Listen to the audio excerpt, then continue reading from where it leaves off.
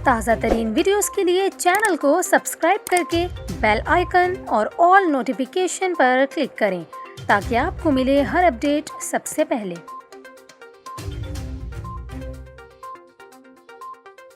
और अभी आपको बताएं, खैबर पख्तूनख्वा के मुख्तलिफ इलाके एक मरतबा फिर शदीद जलजिले से लरज उठे। स्वात, मालाकंड शहर और गिरदो नवाह में जलजिले के शदीद झटके महसूस किए गए हैं। जलजिले के बाइस लोगों में शदीद खौफ व हिरास फैल गया और लोग कलमा तैयबा और इस्तग़फ़ार का विर्द करते हुए अपने घरों और दफातर से बाहर निकल आए। जलजिला पैमा मरकज़ के मुताबिक रिक्टर स्केल पर जलजिले की शिद्दत 4.2 महसूस की गई और इसकी गहराई 226 किलोमीटर थी। जलजिला पैमा मरकज़ का बताना है कि जलजिले का मरकज़ कोहे हिंदुकश का पहाड़ी सिलसिला था। इब्तदाई इत्तलात के मुताबिक जलजिले के नतीजे में अब तक किसी जानी नुकसान की इत्तला नहीं मिली।